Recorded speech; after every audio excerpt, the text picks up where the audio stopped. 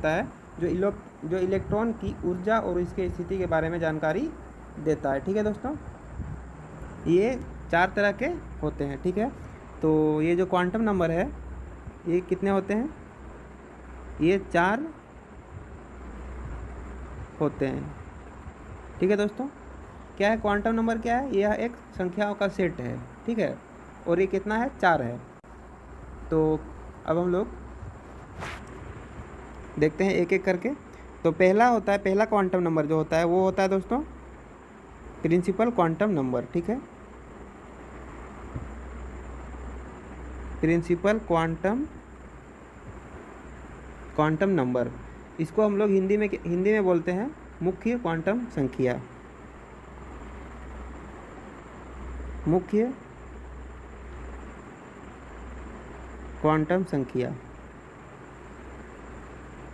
ठीक है दोस्तों, दूसरा होता है azimuthal quantum number.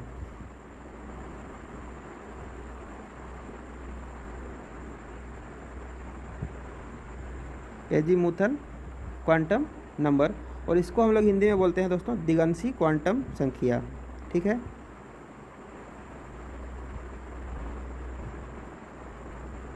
दिगंशी quantum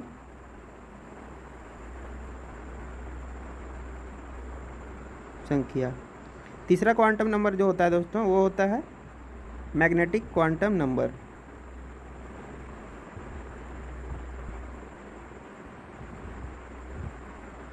magnetic quantum number,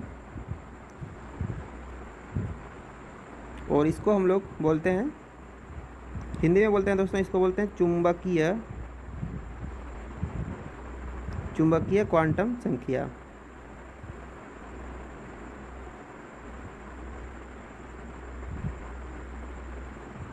ठीक है, चौथा जो क्वांटम नंबर होता है दोस्तों वो होता है spin quantum number.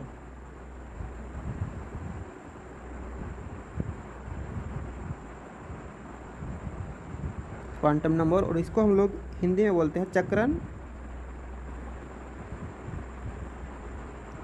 Quantum number.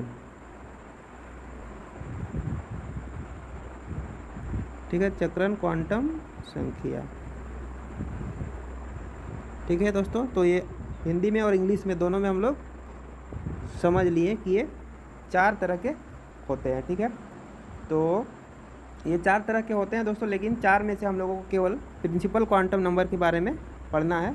आप लोग चारों का नाम याद जो है चारों का नाम रखिए, लेकिन हम लोग जो मेनली जो क्वेश्चन पूछा जाएगा वो आप लोगों को प्रिंसिपल क्वांटम नंबर से पूछा जाएगा।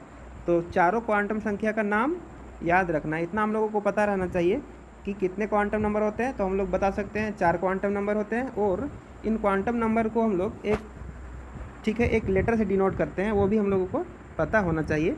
तो प्रिंसिपल क्वांटम नंबर जो होता है उसको हम लोग n से रिप्रेजेंट करते हैं, और एजीमुथल क्वांटम नंबर जो होता है उसको हम लोग स्मॉल l से रिप्रेजेंट करते हैं, और मैग्नेटिक क्वांटम नंबर जो होता है दोस्तों उसे हम लोग ml से रिप्रेजेंट करते हैं, और स्पिन क्वांटम नंबर को हम लोग sm से रिप्रेजेंट करते हैं। ठीक है दोस्तों, तो आप लोग को चारों ये क्वांटम संख्या कितने होते हैं? 4 होते हैं, और सबको किस लेटर से अलग अलग लेटर से रिप्रेजेंट करते हैं ये आप लोग को ध्यान में रखना है। अगर किसी तरह से अगर क्वेश्चन पूछ भी दिया जाता है तो आप लोग आराम से इसको कर सकेंगे। मेनली हम लोग प्रिंसिपल क्वांटम नंबर को फोकस करेंगे, और क्वेश्चन भी इसी से ज़्यादा पूछा गया था पिछला ग्रुप डी का एग्ज़ाम में। तो चलिए हम लोग समझते हैं प्रिंसिपल क्वांटम नंबर जो है वो क्या बतलाता है। तो यहाँ पे प्रिंसिपल क्वांटम नंबर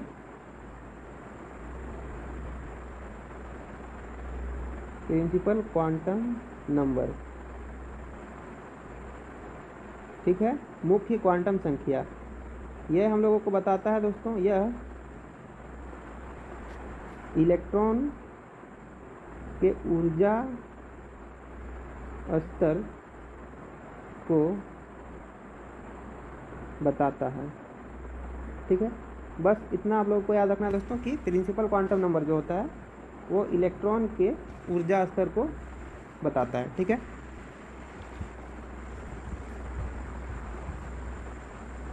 तो ये ऊर्जा स्तर के बारे में कैसे बताता है, इसको हम लोग समझने के लिए हम लोग परमाणु के स्ट्रक्चर को थोड़ा देखते हैं और उससे हम लोगों को समझ में आ जाएगा कि यह किस तरह से इलेक्ट्रॉन का ऊर्जा स्तर को बताता है। ठीक है, तो यहाँ पे हम लोग सॉरी गोल नहीं बनाइए।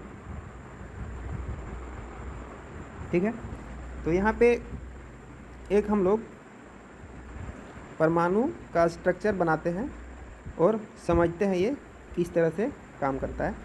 तो यहाँ पे दोस्तों मान लीजिए एक परमाणु का चित्र दिखाया गया है और केंद्र में जो है परमाणु का नाभिक दिखाया गया है। तो नाभिक में हम लोग जानते हैं दोस्तों प्रोटॉन और न्यूट्रॉन रहता है और नाभिक के चारों ओर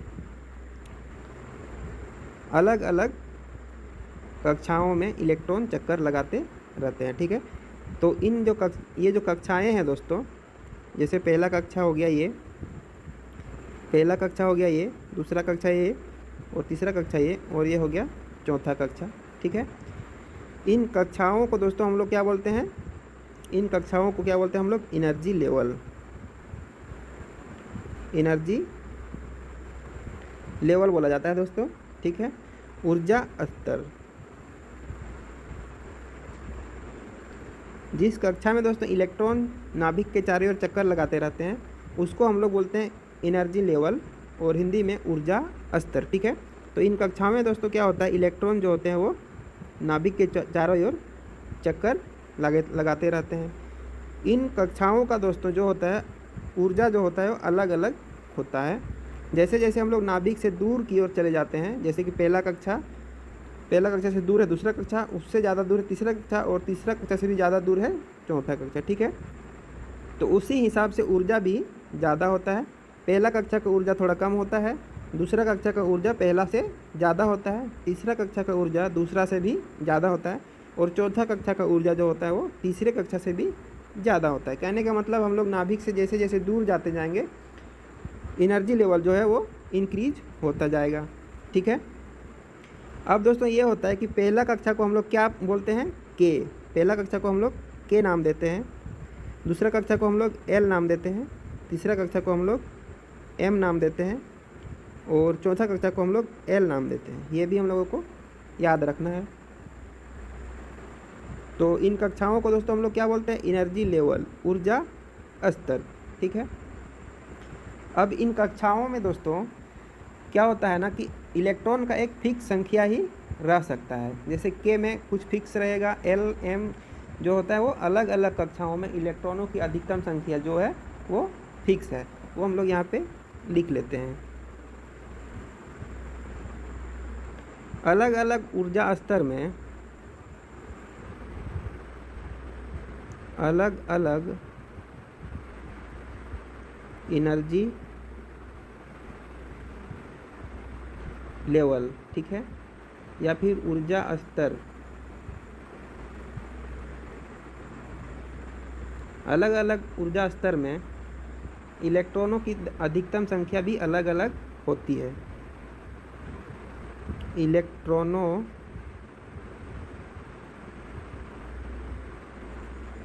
की अधिकतम संख्या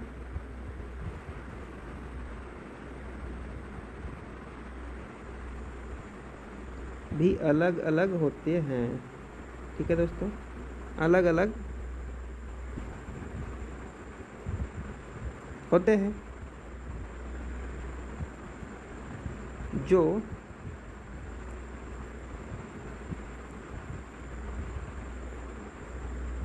कि अलग अलग होता है। ठीक है, किसी कक्षा में अधिकतम इलेक्ट्रॉनों की संख्या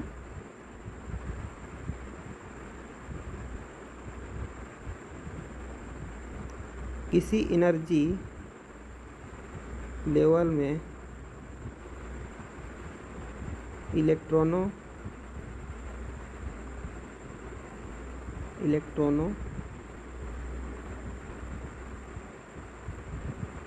की अधिकतम संख्या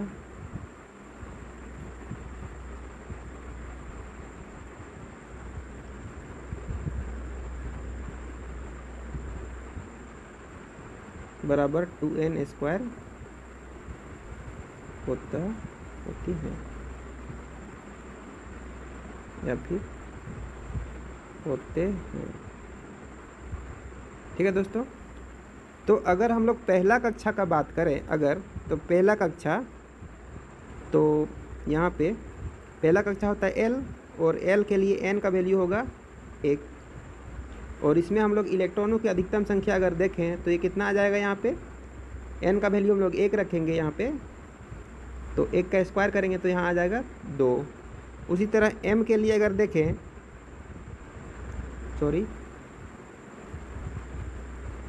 पहला कक्षा जो होता है वो दोस्तों वो होता है k, और k के लिए n का मान होगा 1, और इसके लिए अगर हम लोग अधिकतम इलेक्ट्रॉनों की संख्या देखें तो होगा 2 का पावर, इसमें 1 का स्क्वायर करके आएगा तो ये यहाँ पे आ जाएगा 2 गुना 1 बराबर 2। दूसरा कक्षा के लिए अगर देखें तो दूसरा कक्षा जो होता है उसको हम लोग L से डिनोट करते हैं, और उसके लिए n का मान हो जाएगा 2। ठीक है, तो उसमें अधिकतम इलेक्ट्रॉनों की संख्या होगी 2 गुना 2 का स्क्वायर, और ये हो जाएगा दोस्तों 2 गुना 4, इसका मतलब क्या हो गया, 8 इलेक्ट्रॉन रख सकते हैं। इसमें 2 इलेक्ट्रॉन, इसमें 8 इलेक्ट्रॉन। और तीसरी जो कक्षा है दोस्तों उसको हम लोग m से डिनोट करते हैं। ठीक है, और इसके लिए n का वैल्यू कितना हो जाएगा, 3। ठीक है, और इसमें अधिकतम इलेक्ट्रॉनों की जो संख्या है वो होगा 2n², n का वैल्यू हम लोग 3 रखेंगे यहाँ पे, तो 3 का स्क्वायर 9, और 9 दूनी कितना हो जाएगा, 18। तो 18 इलेक्ट्रॉन रह सकते हैं किसमें, तीसरे कक्षा में, यानी कि तीसरा एनर्जी लेवल में। चौथी जो कक्षा है दोस्तों उसको हम लोग n से डिनोट करते हैं, और इसके लिए n का वैल्यू कितना हो जाएगा, 4 हो जाएगा। और चौथी कक्षा में अधिकतम इलेक्ट्रॉनों की संख्या अगर निकालना हो तो n का वैल्यू हम लोग यहाँ पे क्या रखेंगे, 4 रखेंगे। ठीक है, तो 4 चौका 16, यानी कि 2 गुना 16, यानी कि 32 इलेक्ट्रॉन रह सकते हैं। तो यहाँ से हम लोग समझ गए दोस्तों क्या, कि पहला एनर्जी लेवल में 2 इलेक्ट्रॉन रह सकते हैं अधिकतम, दूसरा एनर्जी लेवल में अधिकतम 8 इलेक्ट्रॉन रह सकते हैं, और तीसरा एनर्जी लेवल में अधिकतम 18 इलेक्ट्रॉन रह सकते हैं, चौथा एनर्जी लेवल में अधिकतम 32 इलेक्ट्रॉन रह सकते हैं। अगर पांचवा एनर्जी लेवल अगर हो तो उसको हम लोग O से डिनोट करेंगे, और उसके लिए n का वैल्यू क्या रखेंगे दोस्तों, 5 रखेंगे, और उसको अगर फॉर्मूला में रखेंगे 2n², तो यहाँ पे 2 और n का वैल्यू 5, इसका स्क्वायर करेंगे तो 5 × 5 = 25, तो 2 गुना 25, मतलब यहाँ पे कितना रह सकते हैं, 50 इलेक्ट्रॉन, अधिकतम 50 इलेक्ट्रॉन रह सकते हैं अगर पांचवा एनर्जी लेवल अगर हो तो ये हम लोग समझ गए दोस्तों कि अलग अलग कक्षाओं में इलेक्ट्रॉनों की अधिकतम संख्या को कैसे निकाल सकते हैं। यहाँ पे जो n हम लोग देख रहे हैं दोस्तों, यही क्या है, प्रिंसिपल क्वांटम नंबर है। ठीक है, ये n को ही क्या बोलते हैं हम लोग, principal quantum number, principal quantum number. ठीक है दोस्तों, और ये हम लोग को क्या बताता है, इलेक्ट्रॉन के ऊर्जा स्तर को बताता है। कैसे, इस n से ही ना हम लोग कैलकुलेट कर रहे हैं दोस्तों कि किस कक्षा में कौन से इलेक्ट्रॉन रहेंगे। तो हम लोग समझ गए कि प्रिंसिपल क्वांटम नंबर कैसे किसी परमाणु के इलेक्ट्रॉन की ऊर्जा स्तर को बताता है, ये हम लोग समझ लिए हैं। और अब इस पे बेस्ड अगर किसी तरह का क्वेश्चन बनता है तो हम लोग आराम से बना सकते हैं। हम लोग एक और इम्पोर्टेंट कॉन्सेप्ट को समझेंगे दोस्तों। यहाँ पे ये जो कक्षाएं हम लोग देखें अभी, K, L, M और N, इन कक्षाओं में हम लोगों ने देखा कि अधिकतम इलेक्ट्रॉन K में कितना, 2, L में अधिकतम इलेक्ट्रॉन रह सकते हैं 8, M में अधिकतम इलेक्ट्रॉन रह सकते हैं 18 और N में 32। तो ये याद रखना है, 2, 8, 18, 32। ठीक है, चलिए अब एक इम्पॉर्टेंट कॉन्सेप्ट हम लोग को याद रखना है कि किसी भी किसी परमाणु के बाहरी कक्षा में, ठीक है, किसी परमाणु के बाहरी कक्षा में 8 से अधिक इलेक्ट्रॉन नहीं रह सकते, 8 से अधिक इलेक्ट्रॉन नहीं नहीं रह सकते। ठीक है, ये है। इसका मतलब ये है दोस्तों, मान लीजिए एक हम लोग कैल्शियम का हम लोग इलेक्ट्रॉनिक विन्यास लिखते हैं अगर, तो यहाँ पे कैल्शियम का क्या होता है, परमाणु संख्या 20 और इसका द्रव्यमान संख्या होता है 40। चलिए ठीक है, तो अगर इसका हम लोग इलेक्ट्रॉनिक विन्यास लिखे दोस्तों तो क्या होगा यहाँ पे KLM। ठीक है, तो K में हम लोग 2 इलेक्ट्रॉन रखेंगे, L में अधिकतम हम लोग 8 इलेक्ट्रॉन रख सकते हैं, तो L में 8 रख देंगे। तो 8 2 10, अभी हम लोगों के पास 10 इलेक्ट्रॉन बचे हुए हैं। तो M में हम लोग यहाँ पे 10 इलेक्ट्रॉन अगर रख देते हैं तो ये गलत हो जाएगा। क्यों? क्योंकि यहाँ पे हम लोग क्या जानते हैं, किसी भी बाहरी कक्षा, मतलब ये क्या हो रहा है, बाहरी कक्षा बन रहा है। ठीक है, ये मान लो नाभिक है, तो यहाँ पे K L और M, ये क्या हो गया दोस्तों, बाहरी कक्षा। ये क्या हो गया, बाहरी हो गया। और बाहरी में हम लोग 8 से अधिक इलेक्ट्रॉन नहीं रख सकते हैं, और ये 10 क्या है, 8 से अधिक हो रहा है, इसलिए ये गलत होगा। तो इसको हम लोग सही कैसे करेंगे,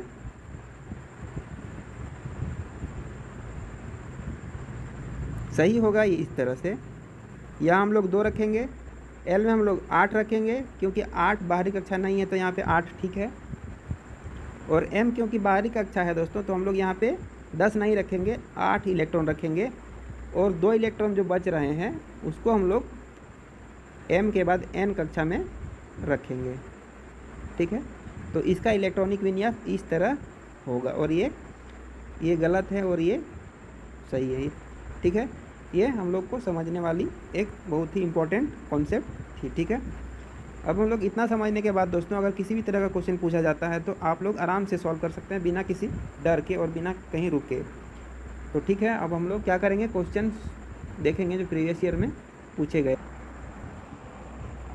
तो यहाँ पे पहला क्वेश्चन है दोस्तों, पहला क्वेश्चन में बोला गया है M कक्षा में शामिल हो सकने वाले इलेक्ट्रॉनों की अधिकतम संख्या कितनी होती है। ठीक है, तो यहाँ पे M जो है दोस्तों वो क्या है, M जो है वो तीसरी कक्षा है, तो यहाँ N का वैल्यू क्या हो जाएगा, N बराबर 3 हो जाएगा। तो इलेक्ट्रॉनों की अधिकतम संख्या को हम लोग कैसे निकालते हैं, 2n² फॉर्मूला से। तो यहाँ पे अगर N का वैल्यू हम लोग 3 रखेंगे, तो यहाँ पे अगर N का वैल्यू हम लोग 3 रखेंगे तो ये हो जाएगा 2 × 9 बराबर 18 इलेक्ट्रॉन। तो इसका करेक्ट आंसर हो जाएगा ऑप्शन सी। आगे देखते हैं हम लोग नेक्स्ट क्वेश्चन। इसमें बोला गया है दोस्तों N कोष में अधिकतम इलेक्ट्रॉनों की संख्या कितनी होगी। तो N कोष जो होता है वो दोस्तों, N जो होता है वो कौन सा कक्षा होता है, वो चौथा कक्षा होता है। तो यहाँ N का कितना हो, N का वैल्यू क्या हो जाएगा, 4 हो जाएगा। N का वैल्यू 4 हो जाएगा। और हम लोग निकालने के लिए क्या करेंगे, 2n² फार्मूला लगाएंगे। तो 2 और n 4 का हम लोग यहाँ पे स्क्वायर का फार्मूला लगा दीजिए, तो क्या हो गया, 2 × 16 बराबर 32 इलेक्ट्रॉन। तो यहाँ पे पहला ऑप्शन सही हो जाएगा। आगे देखते हैं। इस क्वेश्चन में पूछा गया किसी परमाणु के K कोष में समायोजित किए जा सकने वाले अधिकतम इलेक्ट्रॉनों की संख्या कितनी होगी। तो यहाँ पे K कोष के बारे में बोला गया दोस्तों। K के लिए क्या होता है, N का वैल्यू, K क्योंकि पहला कक्षा है, तो पहला कक्षा है तो N का वैल्यू क्या हो जाएगा, यहाँ पे 1 हो जाएगा। तो इलेक्ट्रॉनों की अधिकतम संख्या निकालना हो तो फार्मूला क्या लगाएंगे हम लोग, 2n²। तो n का वैल्यू यहाँ पे 1 रखेंगे, तो इस फार्मूला के हिसाब से दोस्तों हम लोगों के पास आ जाएगा 2 × 1 मतलब 2 इलेक्ट्रॉन। तो यहाँ पे ऑप्शन सी जो है वो सही हो जाएगा। आगे देखते हैं। इस क्वेश्चन में बोला गया है n कोष में अधिकतम डैश इलेक्ट्रॉन होंगे। n कोष, ठीक है दोस्तों, n कोष जो होता है वो चौथा कक्षा है। चौथा कक्षा के लिए n का वैल्यू क्या रहेगा हम लोग को, 4। ठीक है, तो यहाँ पे अधिकतम इलेक्ट्रॉन निकालना है दोस्तों, तो फॉर्मूला लगेगा 2n²। तो यहाँ पे n का वैल्यू हम लोग 4 रख देंगे, तो ये हो जाएगा 2 × 16 मतलब 16 × 32 इलेक्ट्रॉन। तो यहाँ पे ऑप्शन ए जो है वो सही हो जाएगा। आगे देखते हैं नेक्स्ट क्वेश्चन में। नेक्स्ट क्वेश्चन में बोला गया तीसरी कक्षा को डैश सेल के रूप में निरूपित किया जा सकता है। तो पहला कक्षा दोस्तों K, दूसरा कक्षा जो होता है पहला कक्षा को K से दूसरा कक्षा को L से और तीसरा कक्षा को M से और चौथा कक्षा को N से डिनोट करते हैं। तो यहाँ पे बोला गया तीसरा कक्षा, तो तीसरा कक्षा M से हो जाएगा, तो हम लोग का करेक्ट आंसर ऑप्शन डी होगा। आगे देखते हैं, यहाँ पे बोला गया तीसरे सेल में इलेक्ट्रॉनों की अधिकतम संख्या होती है। तीसरा सेल बोला गया दोस्तों, तो तीसरा सेल N का मतलब, तीसरा सेल का मतलब N बराबर 3। तो इलेक्ट्रॉनों की अधिकतम संख्या निकालने बोला गया है, तो 2n² हम लोग फॉर्मूला लगाएंगे।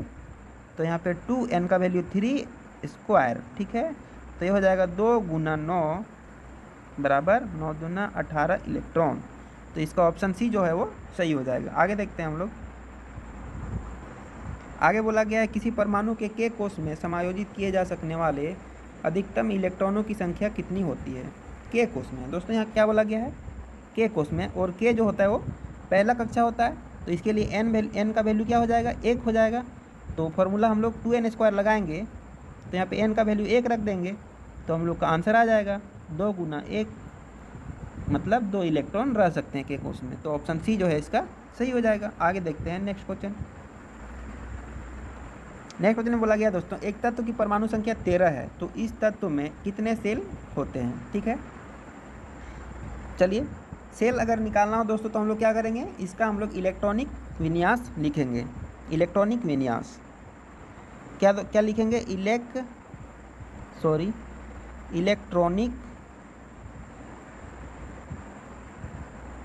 विन्यास, ठीक है। इलेक्ट्रॉनिक विन्यास हम लोग लिखेंगे, जिससे हम लोगों को पता चलेगा कि इसमें कितने सेल होंगे। यहाँ पे हम लोग को परमाणु संख्या कितना दिया हुआ है, 13, मतलब टोटल इलेक्ट्रॉनों की संख्या कितने होंगी दोस्तों, 13 इलेक्ट्रॉन। तो हम लोग यहाँ पे इलेक्ट्रॉनिक विन्यास लिखेंगे KLM, ठीक है। तो यहाँ पहला कक्षा में हम लोग 2 इलेक्ट्रॉन रखेंगे, दूसरा कक्षा में 8 इलेक्ट्रॉन रखेंगे, तो 8 2 10 और 3 इलेक्ट्रॉन बच रहे हैं, तो तीसरा 3 इलेक्ट्रॉन हम लोग M कक्षा में रख देंगे। तो यहाँ पे गिनेंगे कितना हो गया, पहला, दूसरा, तीसरा। यहाँ पे टोटल कितने कक्षा है दोस्तों, 3 कक्षा है, ठीक है, 3 कक्षा है। तो इसका करेक्ट आंसर हो जाएगा ऑप्शन ए। चलिए नेक्स्ट क्वेश्चन को देखते हैं। इस क्वेश्चन में बोला गया है M कक्ष, ठीक है, डैश इलेक्ट्रॉनों को समायोजित कर सकता है। यहाँ पे M बोला गया है दोस्तों, M कक्षा, ठीक है। तो M का मतलब तीसरा कक्षा होता है, तो यहाँ पे N का वैल्यू कितना रखेंगे, N बराबर 3 रखेंगे, और फॉर्मूला लगाएंगे हम लोग 2n², ठीक है। तो यहाँ पे 2 3 का स्क्वायर कर दीजिए, तो यहाँ हो जाएगा 2 × 9, ठीक है, बराबर 18 इलेक्ट्रॉन। तो पहला ऑप्शन इसका सही हो जाएगा। आगे देखते हैं। आगे बोला गया है एक तत्व की परमाणु संख्या 13 है, एक तत्व की परमाणु संख्या 13 है, तो इस तत्व में कितने सेल होते हैं। इस क्वेश्चन को अभी हम लोग देख चुके हैं दोस्तों। एक परमाणु के चारों ओर इस तरह से सेल रहते हैं, यहाँ पे नाभिक रहेगा, यहाँ प्रोटॉन और न्यूट्रॉन रहेंगे। पहला में हम लोग 2 इलेक्ट्रॉन रखेंगे, ठीक है। दूसरा में हम लोग 8 इलेक्ट्रॉन रखेंगे, 8 तो 10 हो गया, तो 3 इलेक्ट्रॉन बच रहे हैं, तो 3 इलेक्ट्रॉन को हम लोग तीसरा सेल में रख देंगे। तो टोटल कितने सेल हो गए हैं, पहला, दूसरा, तीसरा, ये पहला, ये दूसरा और ये तीसरा, तो टोटल 3 सेल। तो इसका करेक्ट आंसर ऑप्शन ए हो जाएगा। यहाँ हम लोग ऐसे भी लिख सकते हैं KLM, ठीक है। तो यहाँ 2 इलेक्ट्रॉन यहाँ पे, 8 इलेक्ट्रॉन इसमें और 3 इलेक्ट्रॉन बचे हुए M में रखेंगे। चलिए ये हम लोग समझ लिए। अब आगे देखते हैं। इसमें बोला गया है किसी सेल में समायोजित किए जा सकने वाले इलेक्ट्रॉनों की अधिकतम संख्या किस सूत्र पर निर्भर करती है। ये तो हम लोग जानते ही है दोस्तों, क्या होता है, 2n²। तो इसका करेक्ट आंसर ऑप्शन ए हो जाएगा, ठीक है दोस्तों। इस वीडियो में हमने जितने भी तरह के क्वेश्चन इस टॉपिक से बन सकते थे सभी को रखे थे, सभी को लिए थे, ठीक है दोस्तों। तो अगर इस चैप्टर से किसी भी तरह का न्यूमेरिकल बनता है तो यही सब न्यूमेरिकल बनेगा, ठीक है।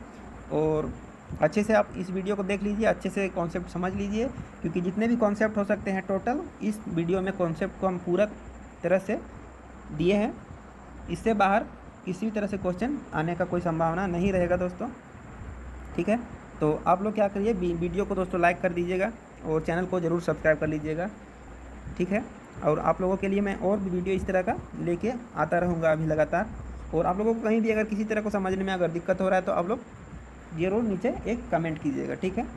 आप लोगों को प्रॉब्लम को सॉल्व करने का पूरा तरह से हम कोशिश करेंगे।